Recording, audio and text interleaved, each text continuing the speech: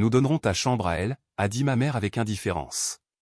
Tu peux dormir sur le canapé, non? J'ai souri. Génial. Aujourd'hui même, je commence à faire mes valises.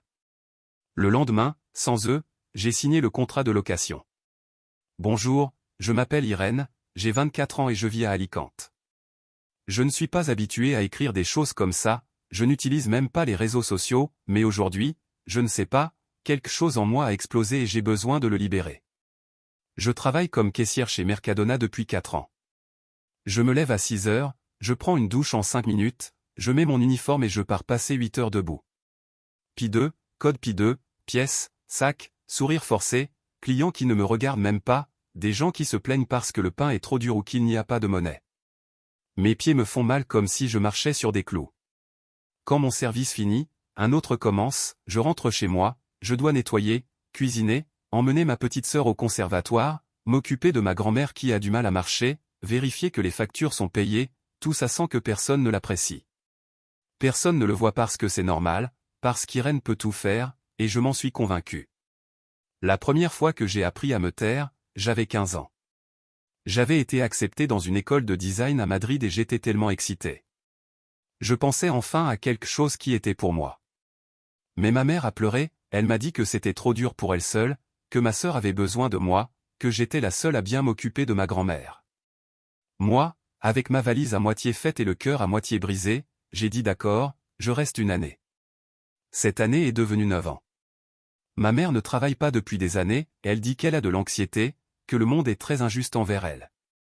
Mon père est parti quand j'avais 10 ans. Ma sœur a 15 ans, elle se prend pour une princesse et en profite, et ma grand-mère. Eh bien, au moins, parfois elle me regarde avec tristesse et dit, ce n'était pas ta vie, ma chérie, et ça me dérange plus que tout. Mais ce qui m'a vraiment brisé, c'était aujourd'hui. J'étais en train de faire la vaisselle, avec des écouteurs sur les oreilles, et ma mère me lâche ça, comme si elle me disait qu'il va pleuvoir, et Irène, ta cousine Eva vient vivre ici pour étudier, on va te donner ta chambre. Tu peux dormir sur le canapé. Non, juste, non. Merci, mais non. Comme si je n'existais pas, comme si j'étais un meuble de plus. Et vous savez ce que j'ai fait? Rien. Je n'ai pas crié, je n'ai pas pleuré. Je n'ai même pas dit d'accord. J'ai terminé de laver le verre, je l'ai posé sur l'étagère, je suis allé dans ma chambre, j'ai pris mon sac à dos, j'y ai mis quelques affaires et je suis sorti par la porte, sans me retourner, sans dire au revoir. Je suis parti, et maintenant je suis ici, dans un tout petit studio que je loue avec une fille que je ne connais à peine, mais qui me traite déjà mieux que ma propre famille. Elle m'a prêté une couverture, m'a offert un café, et m'a remercié de l'avoir aidé avec quelques cartons. Vous savez combien de temps il s'est écoulé depuis que quelqu'un m'a remercié? Maintenant, je suis assise par terre, mon sac à dos à mes côtés, avec une odeur d'encens dans la pièce, en train d'écrire ça pour ne pas devenir folle. Je ne sais pas ce que je ferai demain, je n'ai pas de plan, mais pour la première fois en année, je n'ai pas peur et je ne compte pas revenir. Je voulais juste que quelqu'un là dehors le sache, qu'un étranger lise ceci et dise, Irène n'est pas folle, Irène en a marre, parce que je ne suis pas une servante, ni une nourrice, ni une aide gratuite. Je suis une personne, et aujourd'hui, enfin, je me choisis. Post 2 sur Reddit, mise à jour de la fille qui est partie de chez elle après qu'on lui a pris sa chambre, eh bien, bonjour à nouveau. Je ne pensais pas revenir écrire ici si rapidement, mais j'avais besoin de me libérer encore une fois. Ce qui se passe est tellement absurde que je ne sais pas si je dois rire ou crier. Cela fait exactement 6 jours que je suis parti de chez moi. Je suis parti sans drame, sans claquer la porte, sans cri, je suis simplement parti. Je n'ai pas répondu aux messages, je n'ai pas appelé, rien. Jusqu'à il y a quelques jours, le silence total, comme si mon absence n'était qu'une pause publicitaire dans leur vie. Mais maintenant, la tranquillité est terminée. Tout a commencé avec un message vocal de ma mère à 7h12 du matin, parce que bien sûr, peu importe si je travaille, elle vit dans son propre fuseau horaire émotionnel. Irène, ma chérie, je ne sais pas où tu es, mais on a besoin que tu reviennes, la machine à laver est tombée en panne et on ne sait pas comment la réparer, ta grand-mère a mis toutes les affaires en désordre. S'il te plaît, réponds. Ce n'est pas que tu ne manques à personne, sauf pour la machine. Ça me fait mal. Viens résoudre ça. Je l'ai ignoré. 3 heures plus tard, un autre message. J'ai dû appeler le technicien et ça coûte 85 €, tu peux le payer, toi qui travailles. Quelle surprise! Ensuite, c'était ma sœur. Une histoire digne de Netflix, Eva, la cousine brillante, est restée dans ma chambre, comme vous le savez déjà. Apparemment, elle ne supporte pas que Claudia, ma petite sœur, entre sans frapper, touche ses affaires et lui emprunte son sèche-cheveux, et bien sûr, ma mère lui a dit, tu sais, quand Irène était là, elle gardait tout sous contrôle. Ainsi, Claudia m'a envoyé un message disant, Tati, reviens, ça me prend la tête, et maman ne sait même pas faire des lentilles. Je ne sais pas si je dois rire ou pleurer. Je suis parti parce qu'on m'a traité comme une bonne, et maintenant ils se plaignent qu'il n'y ait personne pour maintenir l'ordre ou cuisiner.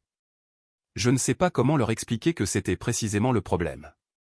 Ensuite, est venu le chantage émotionnel. Ma mère m'a écrit hier soir quelque chose qui m'a laissé sans voix. Je cite, ta grand-mère est triste, elle ne mange pas bien depuis que tu es parti. Elle dit que ça lui fait mal au cœur. Tu vas continuer à nous faire subir ça, punir ta famille parce que tu veux vivre ta vie? Pas pour toutes ces années à t'utiliser comme un outil? Pas pour m'enlever ta chambre sans demander? Pas pour me faire sentir invisible? Non, le souci, c'est que tu n'es pas revenu. Pendant ce temps, moi, je suis ici, dans un petit studio, mais tranquille, à travailler mes heures et à reposer mes pieds. Hier, j'ai fait quelque chose que je n'avais pas fait depuis des années, je me suis assise pour regarder un film sans regarder l'heure, je me suis fait des pâtes sans avoir à cuisiner pour 4, personne ne m'a rien demandé. Et savez-vous quoi? Je me sens trop bien pour revenir. Demain, c'est dimanche, ce qui signifie journée familiale, paella, cri, et tâche pour Irène. Ils s'attendent à ce que je réapparaisse, que j'entre comme d'habitude avec des sacs de supermarché et un visage épuisé, mais non, pas cette fois. Parfois, la culpabilité me prend, oui, parce que je suis humaine, parce que j'ai encore des blessures que ma famille m'a fait croire être des devoirs. Mais ensuite, je relis ce message, tu peux payer, toi qui travailles, et ça passe. J'ai l'impression que cette histoire n'est pas finie, que le pire et le meilleur est à venir, et cette fois, c'est moi qui ai le contrôle. Post 3 sur Reddit, vous vous rappelez que je vous ai dit que la bonne nouvelle arrivait? Eh bien, elle est là. Aujourd'hui, il s'est passé quelque chose qui me fait encore trembler, pas de peur, mais d'adrénaline, parce que pour la première fois, je n'ai pas gardé le silence et je vous jure que c'était comme se débarrasser d'un sac de ciment sur l'âme. Il était 12h40, à mi-chemin de mon service chez Mercadona, les gens faisaient la queue, criaient pour attraper les bonnes affaires, le secteur poissonnerie hurlait pour le merlu frais, comme toujours. J'étais à ma caisse, en train de scanner des produits avec ce sourire automatique qui nous reste tatoué, et tout à coup, je la vois, ma mère entrant par la porte avec cette tête qu'elle ne fait que quand elle veut jouer la victime.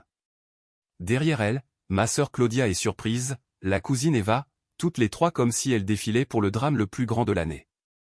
Elle m'a vu et s'est dirigée vers moi sans demander la permission, sans se soucier du fait que je travaillais avec des gens dans la file d'attente.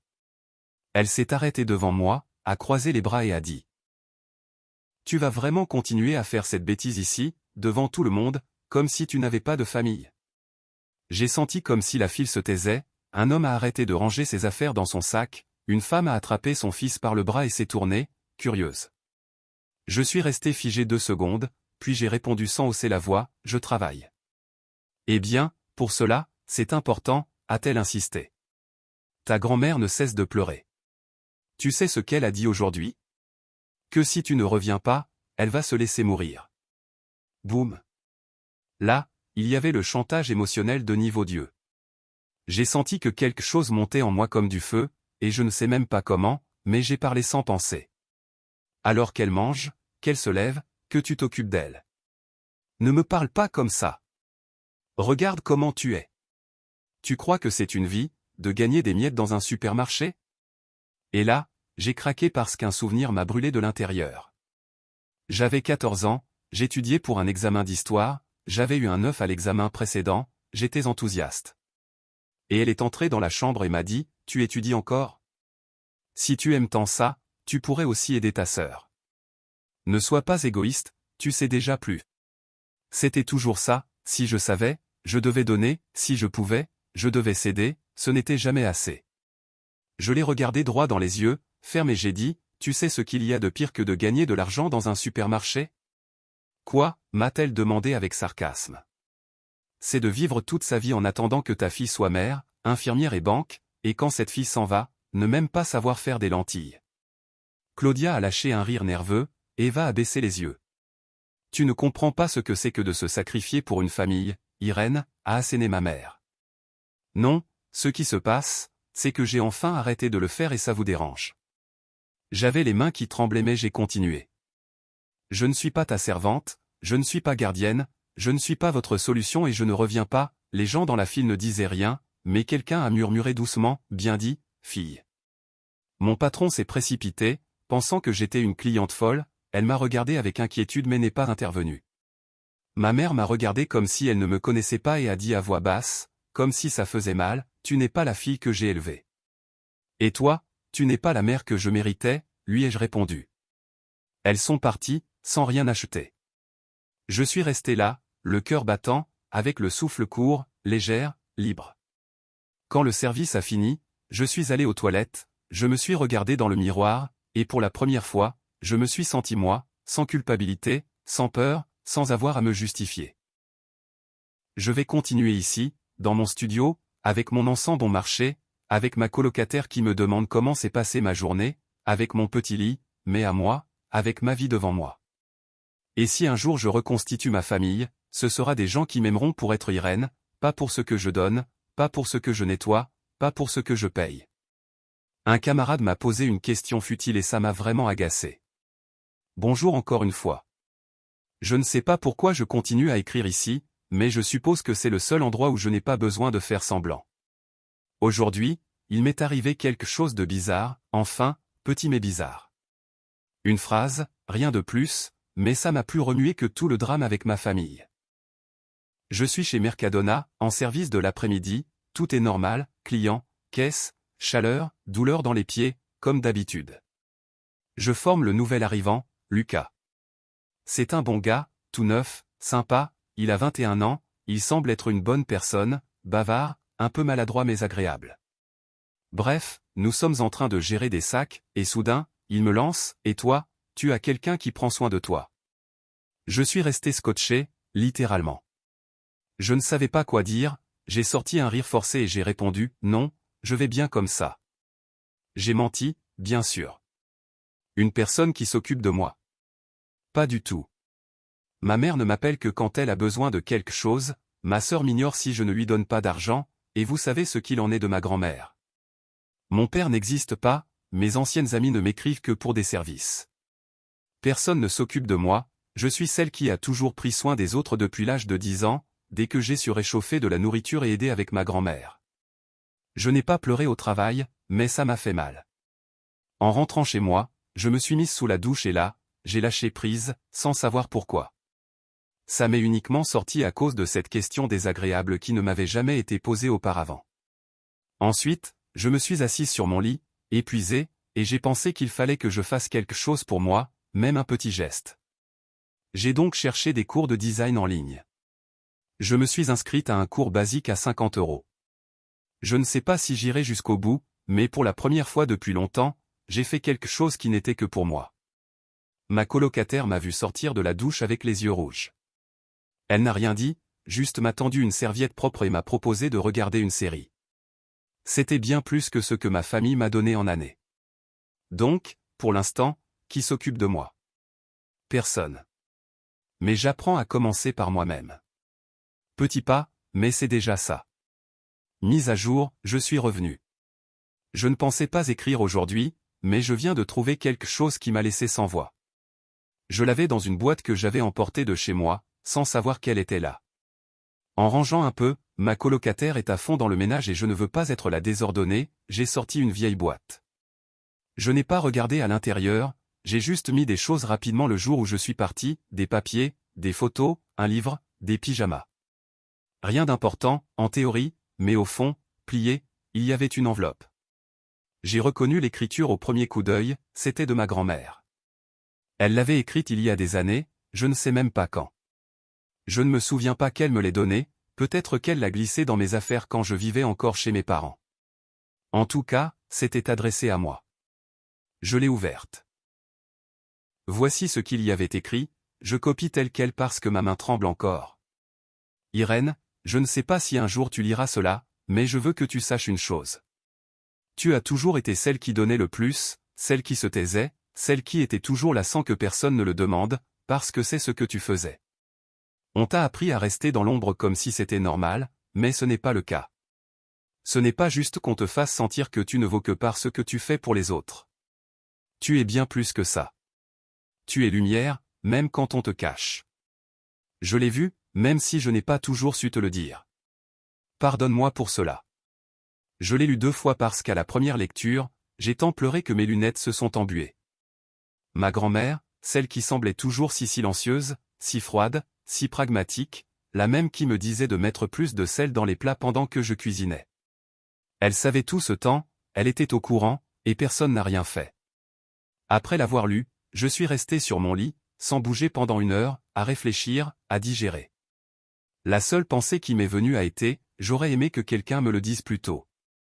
Mais bon, au moins, je l'ai lu maintenant et bien que ce soit tard, c'était la première fois que je sentais quelqu'un me voyait vraiment, sans rien attendre en retour. Et oui, j'ai encore pleuré, mais cette fois, ce n'était pas de colère, c'était parce que quelqu'un a prononcé mon nom, parce que quelqu'un a mis des mots sur ce que je ressens depuis toute ma misérable vie. Je vais garder cette lettre comme de l'or, parce que c'est ce qu'elle représente. Merci de lire jusqu'ici. Je sais que ce n'est pas grand-chose pour certains, mais pour moi, ça a tout changé. Et si jamais tu te sens comme moi, invisible et utilisé, j'espère que quelqu'un t'écrira une lettre comme celle-ci. Et sinon, sache que tu n'es pas seul. Post 6 sur Reddit, bonjour, oui, c'est encore moi, celle de Mercadona, celle qui est partie de chez elle. Je ne pensais pas écrire si souvent, mais aujourd'hui, Lucas m'a encore surprise. Ce garçon a un don, je vous jure, ce n'est pas intentionnel, mais il balance une phrase et bam, ça vous reste en tête toute l'après-midi. Aujourd'hui, nous étions dans l'entrepôt à ranger des cartons de lait, c'était calme et sans trop de chaos, et là, avec sa tête de chiot, il me dit, que ferais-tu si demain tu n'avais à te soucier de personne? Si simplement. Je suis resté bloqué, prise au dépourvu, je n'ai même pas répondu. Je me suis faite distraite, j'ai changé de sujet pour lui dire de bouger le palettiseur, mais cette phrase m'est restée en tête. Que ferais-je si je n'avais à m'inquiéter de personne? Je ne sais pas, parce que toute ma vie, j'ai été celle qui se soucie de ma mère, de ma sœur, de ma grand-mère, des factures, de la nourriture, de qui a besoin de quelque chose. Et si je ne devais pas le faire? Si je pouvais vraiment faire quelque chose juste pour moi sans culpabilité? Quand j'ai fini mon service, je suis rentré chez moi et j'ai ouvert mon ordinateur. Je suis retourné sur le cours de design. Cela faisait des jours que je ne l'avais pas touché, la fatigue, la paresse, la vie, mais cette fois, je l'ai ouvert avec envie. Je me suis mise des écouteurs, un café pas cher, et j'ai commencé à regarder les vidéos du module 2. Et pour la première fois en semaine, j'ai ressenti quelque chose ressemblant à de l'enthousiasme, un bouton moche que j'ai réussi à déplacer sur l'écran, et j'ai vraiment souri. Je me suis dit que peut-être, je n'étais pas si mauvaise dans ce domaine après tout. Après le cours, je me suis fait des pâtes au thon, la vraie nourriture d'étudiant, oui, mais c'était délicieux. J'ai allumé des bougies. Je suis devenu accro aux bougies depuis que je suis parti de chez mes parents. Et là, dans le silence, je me suis posé la même question que Lucas, que ferais-je si je n'avais à m'occuper de personne d'autre? La réponse était simple, je m'occuperais de moi. Et mon Dieu, ça peut sembler bête, mais ça m'ennuie terriblement de le faire sans culpabilité, comme si faire quelque chose pour moi était égoïste, comme si c'était un luxe que je ne méritais pas. Donc j'ai décidé quelque chose, cette semaine, je vais m'acheter un beau carnet et y écrire tout ce que je veux faire pour moi, même si ce ne sont que des choses futiles, même si je ne coche même pas la moitié de la liste, juste pour me donner la permission. Et oui, Lucas n'a aucune idée qu'avec une question anodine, il m'aide plus que toute ma famille réunie. Ce n'est pas que je l'aime ou quoi, ça n'a rien à voir, mais ça se voit quand quelqu'un ne veut pas vous utiliser, il vous parle juste pour le plaisir. Et pour moi, c'est déjà énorme. Mise à jour, eh bien, ça s'est passé. Ma mère, ma sœur, et comme prévu, la cousine Eva se sont pointées devant mon immeuble comme dans un film Netflix. Et oui, par chance, j'ai un interphone avec caméra, parce que je ne me serais sûrement pas aventuré à ouvrir sans savoir qui c'était. Il était 11h30 du matin, jour de congé, j'étais en pyjama avec un café à la main, regardant la vidéo suivante de mon cours, tranquille, quand tout à coup, digne. Je regarde l'écran et, là, ma mère a l'air d'un enterrement, ma sœur a l'air d'une fille qui n'a pas envie d'être là, et Eva avec son air de supériorité habituel. Quelle joie, n'est-ce pas? J'appuie sur le bouton pour parler. Je n'ai pas crié, je n'ai pas soupiré, j'ai juste demandé, que faites-vous ici? Et ma mère, sans dire bonjour ni rien, lâche, Irène, nous avons besoin de te parler en personne, pas par téléphone, c'est trop. Trop? Que lui ai-je répondu? Je ne vais pas descendre. Je vais bien. Vous êtes celles qui ne savent pas vivre sans moi. Ma mère avait déjà préparé son petit discours. Écoute, on n'est pas là pour discuter, on veut juste parler en famille. Famille? Maintenant, nous sommes une famille, après tout ce que j'ai subi? Je me suis rappelé du message qu'elle m'avait envoyé il y a 2 semaines pour que je paie le technicien de la machine à laver. Je me suis souvenu de quand il m'avait enlevé ma chambre comme si j'étais un vieux cartable. Je me suis souvenu de tout ça et sans élever la voix, j'ai dit, non, je ne veux plus jouer ce rôle. Quel rôle, a-t-elle demandé, tout indignée. Celui de la fille utile, celle qui est toujours là. Ça s'est terminé. Ma sœur s'est mêlée à la conversation, maman ne va pas bien, depuis que tu es parti, la grand-mère va encore plus mal et la maison est un vrai bordel. Personne ne sait même mettre la machine à laver. En gros, comme si ça suffisait pour que je revienne. J'ai éclaté de rire, je n'ai pas pu m'en empêcher. Et donc, comment vous prenez cela pour me convaincre de revenir? Apprenez comme j'ai appris à 14 ans.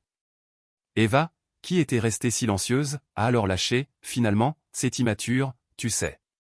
On dirait que tu te venges. À ce moment-là, j'ai vraiment ri. J'ai respiré profondément et j'ai dit, si tu crois qu'établir des limites est une vengeance, c'est que tu étais réellement très à l'aise avant. Ma mère a de nouveau essayé le chantage émotionnel. Tu risques de perdre ta famille, Irène, par fierté. Tu vas te retrouver seule. Et là, mes amis, j'ai lâché la vérité la plus sincère que j'ai prononcée depuis des années. Je me suis déjà senti seul pendant des années, sauf qu'avant, je vivais avec vous. Silence. Ni un mot de plus. J'ai coupé l'interphone, je ne suis pas descendu, je n'ai pas ouvert la porte. Je me suis refait un café, j'ai mis mes écouteurs et je me suis replongé dans mon cours. L'après-midi, j'ai trouvé un post-it collé à la porte de l'entrée, appelle-moi quand tu seras calmé. D'aucune signature, mais je sais que c'était ma mère. Je l'ai arraché, l'ai jeté, et je n'ai rien ressenti, je ne me sens pas mal pour ça. Je continue ma vie, je continue d'apprendre, je continue de respirer sans qu'on me demande des faveurs toutes les 10 minutes. Et enfin, pour la première fois de ma vie, je sens que tout ce bazar en valait la peine. Mise à jour, bonjour, c'est mon dernier post. J'ai déjà tout raconté, mais je devais écrire ça. Samedi, je suis allé voir ma grand-mère. Pas parce qu'elle m'a appelé, pas par pression. J'y suis allé parce que je l'ai ressenti. Ce n'était pas pour rester, c'était pour la regarder dans les yeux et lui dire « Je vais bien, rien de plus, rien de moins ». Quand je suis arrivé, elle était dans son fauteuil comme d'habitude. Elle m'a regardé et m'a déclaré sans drame « Regarde qui est venue, celle qui a appris à être seule ». Nous avons un peu ri. Je lui ai préparé un thé, lui ai mis sa couverture, nous sommes restés en silence un moment, puis je lui ai dit « Ne t'inquiète pas, je ne suis pas venu pour revenir ». « Je le sais ?» m'a-t-elle répondu, mais je suis contente de te voir. Je lui ai montré la lettre que j'avais trouvée, celle qu'elle m'avait écrite il y a des années. Elle l'a regardée un moment et a dit, c'est ce que j'avais besoin de lire. Elle n'a pas dit grand-chose de plus, juste un regard qui en disait plus que 1000 mots et elle m'a dit, je suis heureuse que quelqu'un de cette famille ait réussi à sortir du cercle habituel. Nous nous sommes séparés avec un bisou sur le front, sans promesse, sans larmes, juste du respect et un sentiment de clôture. Je suis rentré chez moi, sans hâte, sans poids, sans cette impression de devoir justifier chaque pas. Pour la première fois, je ne me suis pas senti comme si j'échappais à quelque chose. J'ai eu l'impression de revenir à moi-même. Maintenant, je suis ici, des bougies allumées, mon cours ouvert, mon carnet d'idées à côté. Lucas m'a écrit pour aller boire un verre la semaine prochaine et j'ai dit oui, parce que j'en ai envie, parce que je peux choisir, parce que je n'ai plus peur de faire des choses pour moi. Merci de m'avoir lu, pour vos commentaires, vos messages, et pour m'avoir fait sentir moins seul. Et si tu traverses quelque chose de similaire, je veux te dire ceci, j'ai été seul, je vivais avec eux. Maintenant, je suis seul, mais c'est différent, parce que maintenant, je suis avec moi-même, et pour moi, c'est tout ce qui compte. Répondant à Lady, bonjour, je veux juste lâcher ça rapidement. J'ai lu plusieurs commentaires sur mes posts, beaucoup étaient bienveillants, merci vraiment. Mais il y a aussi des gens qui viennent avec des remarques comme, tu exagères, c'est ta mère. Tu ne devrais pas faire ça, et si quelque chose lui arrive demain, et s'il lui arrive malheur et que tu ne t'occupes pas d'elle. Ça fait mal à lire, même si je devrais déjà être accoutumé. J'ai passé des années à me taire pour ne pas entendre ça, des années à faire tout pour tout le monde, parce que c'est ce qu'il fallait faire, des années sans bien dormir, sans rien faire pour moi, sans un seul instant de répit. Et quand enfin je pars, on me dit que je suis égoïste. Franchement, je ne suis pas parti par caprice, je suis parti parce que si j'étais resté un mois de plus, je m'effondrais complètement. Je ne pouvais plus. Et que quelqu'un sur Internet vienne me dire qu'un jour je vais regretter cela? Non, le seul regret que j'aurais eu, c'est de continuer à faire semblant que tout allait bien, d'accepter qu'on m'utilise, d'oublier qui je suis. Je ne suis pas une sainte, c'est sûr, j'ai fait des erreurs, mais ma vie ne se résume pas à des inventions. Et si pour toi ce n'est pas une raison suffisante pour poser des limites, c'est parfait, vis ta vie comme tu l'entends, mais ne viens pas me dire comment vivre la mienne. À ceux qui m'ont témoigné de la bienveillance, merci. À ceux qui ont compris sans juger, merci encore. Et à ceux qui continuent à dire que je suis ingrate, vous ne me connaissez pas et vous ne savez pas ce que j'ai enduré. Donc arrêtez d'opiner comme si vous étiez partie de mon histoire. Voilà, c'était tout. Je vais bien, je poursuis ma vie, pas besoin de validation, juste de tranquillité, et par chance, je l'ai enfin trouvé.